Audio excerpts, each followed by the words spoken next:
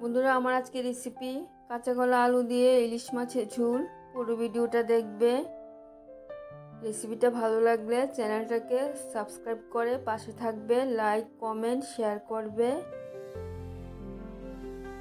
দুটো কাঁচা কলা আর আলু নিয়ে নিলাম, এগুলি কেটে নেব। আলুগুলি কেটে নিয়েছি, ধুয়ে জলে ভিজিয়ে রেখে দিলাম। কাঁচা কলার খোসা শুদ্ধ কেটে নিয়েছি। কাঁচা কলার মধ্যে হলুদ মেখে রাখবো যাতে কালো না হয়ে যায়।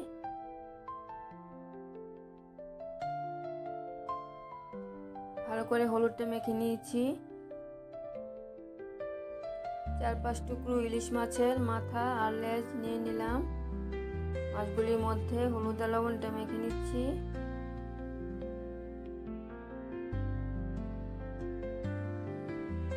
মাছগুলিও ভালো করে হলুদ লবণটা মেখে নিয়েছি। কড়াইটা বসিয়ে দিয়েছি, কড়াইয়ের মধ্যে সরিষার তেল দিয়ে দিলাম। তেলটা একটু কম করে দিয়েছি কারণ মাছগুলি খুব ভালো মাছ থেকে তেল উঠে। তেলটা গরম হয়ে গেছে, মাছের পিসগুলি দিয়ে দিচ্ছি। 2-3টে করে মাছের পিস দিয়ে মাছগুলি ভেজে নেব। মাছের পিসগুলি উল্টে পাল্টে ভালো করে ভেজে নিচ্ছি।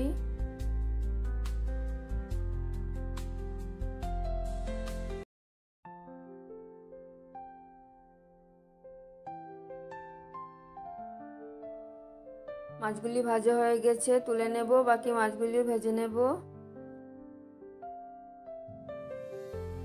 মাছগুলি ভাজা হতে হতে কাঁচা লঙ্কা নিয়ে নিলাম। কাঁচা লঙ্কাটা পেস্ট করে নিচ্ছি। আমি একটু বেশি করে কাঁচা লঙ্কা দিয়ে দিলাম। ঝালটা তোমরা যেরকম খাও সেই রকম দিয়ে দেবে। কাঁচা কলাগুলি আরেকবার ধুয়ে নেব। মাছগুলিও ভাজা হয়ে গেছে। মাছ ভাজা তেলটার মধ্যে কাঁচা কলাগুলি ভেজে নেব।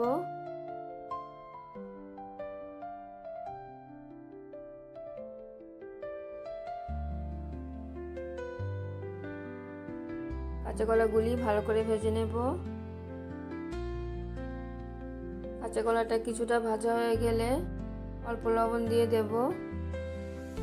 লবণটা দিয়ে আরেকটু ভেজে নিচ্ছি।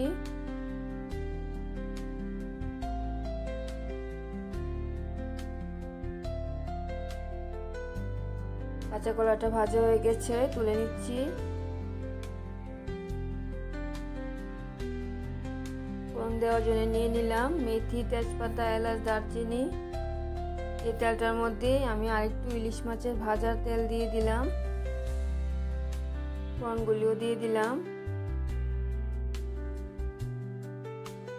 ফোড়নটা ভাজা হয়ে গেলে আলুটা দিয়ে দেব।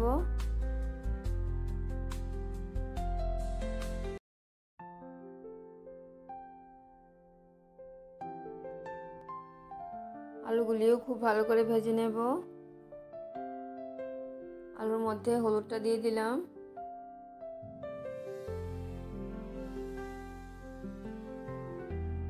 আলুটা ভাজা হতে হতে মশলা নিয়ে নিলাম। জিরে গুঁড়ো, অল্প কাশ্মীরি লাল লঙ্কার গুঁড়ো, সামান্য চিনি। চিনিটা দিয়েছি কারণ কাঁচা কলার খোসা শুদ্ধে আমি রেসিপিটা রান্না করে নিচ্ছি। আর তোমরা সবই জানো কাঁচা কলার খোসা একটু তেতো হয়। চিনিটা দিলে টেস্টটা বেড়ে যাবে। আলুটা ভাজা হয়ে গেছে, মশলাটা দিয়ে দিলাম। তাছাড়া চিনিটা দিয়ে দিলে তেতো ভাবটা আর থাকবে না। মশলাটা আলুর সাথে ভালো করে কষিয়ে নেব।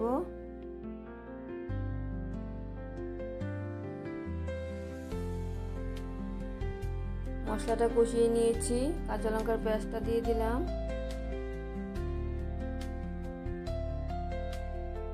কাঁচা লঙ্কার পেস্টটাও মশলা আলুর সাথে কষিয়ে নিচ্ছি।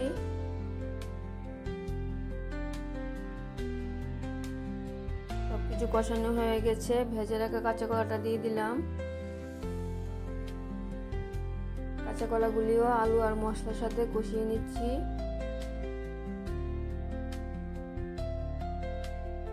সবকিছু একদম কষানো হয়ে গেছে। ফুটানো গরম জলটা দিয়ে দিলাম। আমি রেসিপিটা একটু ঝোল দিয়ে রান্না করে নিচ্ছি, তোমরা তোমাদের মতো রান্না করে নেবে। তাছাড়া কাঁচা কলা আলুর ঝোল একটু পাতলা খেতেই ভালো লাগে।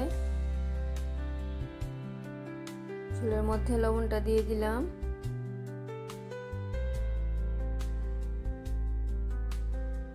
কাঁচা কলা আলু সিদ্ধ হয়ে গেলে মাছের পিসগুলি দিয়ে দেব।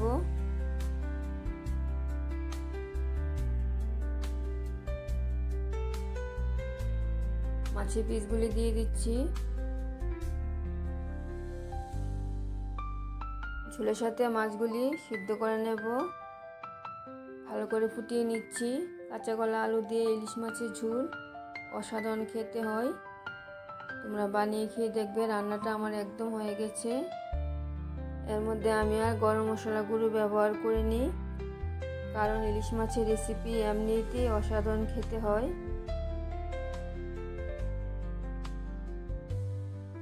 আবার দেখা হচ্ছে পরের ভিডিওতে। সবাই ভালো থাকবে, সুস্থ থাকবে। ধন্যবাদ সবাইকে।